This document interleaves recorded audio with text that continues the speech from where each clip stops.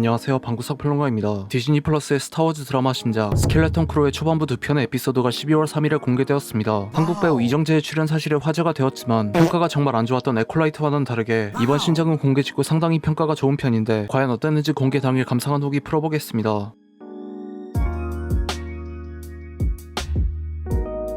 この番組はご覧のスポンサーの提供でお送りします。 Be warned of booby traps. Pirates and mountains where none dare to go. If you hear this, don't give up. No matter what.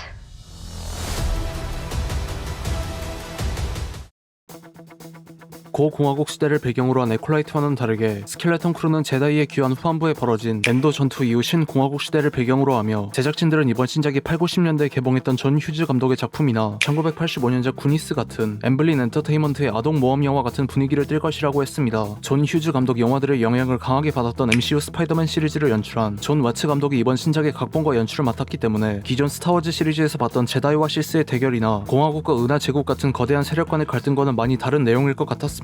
루크 스카이워커와 다스 베이더가 다스 시디어스를 무찌른 다음 은하 제국이 몰락하고 5년 정도가 지났을 때 반란 연합의 신공화국이 집권했지만 혼란을 틈타 해적들이 은하계 여기저기서 약탈을 일삼고 있었습니다. 애 네틴 행성에서 신공화국의 새로운 일꾼으로 키워지기 위해 학교에 다니던 주인공 밈은 장래희망으로 제다이를 꿈꿀 정도로 그들을 동경했고 제다이 기사단의 일원이 되어 모험을 떠나고 싶다는 환상에 빠져 있었습니다. 단 한 번의 시험으로 학생들의 미래가 결정되는 진로평가 시험이 치러지는 날 늦잠을 잔 밈은 호버바이크를 타고 급하게 학교에 가던 중 도심 외곽 숲속에 있는 구덩이에 떨어지고 구덩이 안에 묻혀있던 제다이 사원으로 추정되는 장소를 발견합니다. 밈은 등급생인 릴펀 KB와 함께 땅속에 묻혀있던 곳에 들어가 사실 그것이 뒤집혀있던 우주선임을 알게 됩니다. 전원이 복구된 우주선에서 밈이 버튼을 잘못 누르자 우주선이 애 네틴을 벗어나 항로 계산 없이 하이퍼스페이스 도약을 하고 우주 한가운데서 길을 잃게 됩니다. 불시착한 우주선 오닉신더와 함께 동맹에서 깨어난 드로이드 SM-33조차 애 네틴으로 돌아가는 방법을 모르자 집으로 돌아갈 방법을 찾기 위해 해적들로 가득한 우주공항 보르고에 가서 전직 제다이로 추정되는 포스 센서티브 조드나 나우드를 만남에 벌어지는 내용입니다. 8화까지 전부 나와야 제대로 알 수 있겠지만 초반부는 스타워즈 세계관을 아예 몰라도 보는데 전혀 문제가 없을 정도로 진입장벽이 매우 낮고 기존 스타워즈 작품들을 볼 때 세계관을 관통하는 중요한 사건인 클론 전쟁을 배경으로 한 애니메이션 시리즈를 보지 않았다면 내용을 이해하기 힘들 정도로 진입장벽이 매우 높았던 것을 생각하면 정말 큰 장점이라고 생각합니다. 1, 2화를 보면서 해적이 중요한 요소로 등장한다는 점이나 어린이들이 주인공이라는 점에서 구니스의 영향을 강하게 받았다는 느낌이 들었고 제가 구니스와 스탠 바이미, 페리스의 해방, 나홀로 집에 같은 영화들을 보면서 자란 세대이기 때문인지 어린 시절의 향수가 강하게 느껴지기도 했습니다. 스타워즈 시리즈의 요소들이나 전통이 아예 나오지 않는 것은 아니지만 기존 작품들과 분위기가 상당히 다르기 때문인지 스타워즈라는 거대한 프랜차이즈의 일부라는 점을 빼고 봐도 상당히 잘 만든 작품이라고 생각합니다. 초반부에 등장한 4명의 아역 배우들은 모두 처음 보는 배우들이지만 그들을 이끌어줄 조드나 나우드를 연기한 주드로는 수많은 작품들에서 연기력을 입증한 베테랑이자 개인적으로 좋아하는 배우이기 때문에 정말 반가웠고 조드나 나우드가 정확히 어떤 캐릭터인지 제대로 밝혀지진 않았지만 이후 회차들에서 어떻게 묘사될지 궁금해집니다. 이번 신작의 각본과 1화와 8화의 연출을 맡은 존 와츠 감독 말고도 에브리싱 에브리웨어 올 앳 원스로 아카데미상을 수상한 다니엘스 듀오, 이나리와 트위스터스를 연출한 정의삭 감독, 만달로리안과 북 오브 보바펫에도 참여했던 배우 겸 감독 브라이스 댈러스 하워드 또한 참여했기 때문에 2022년에 공개되었던 안도르 시즌1 이후로 오랜만에 수작이라고 불릴 만한 스타워즈 작품이 나오지 않을까 기대하고 있습니다. 한국 배우 이정재가 출연했기 때문인지 한국에서 스타워즈 작품치고는 상당히 마케팅에 적극적이었던 에콜라이트와는 다르게 전혀 광고되지 않아서 오늘 공개되는 것조차 모르고 있다가 급하게 봤지만 상당히 재밌었고 앞으로 어떤 내용이 펼쳐질지 상당히 기대됩니다. 넷플릭스나 디즈니 플러스의 드라마들이 수요일에서 금요일쯤에 공개되는 것과는 다르게 스켈레톤 크루는 매주 화요일에 업로드되고 오늘 2편의 에피소드를 시작으로 2025년 1월 15일까지 총 8부작으로 마무리될 예정입니다. 여러분들은 스켈레톤 크루의 초반부를 어떻게 보셨는지 댓글 남겨주시면 감사하겠습니다.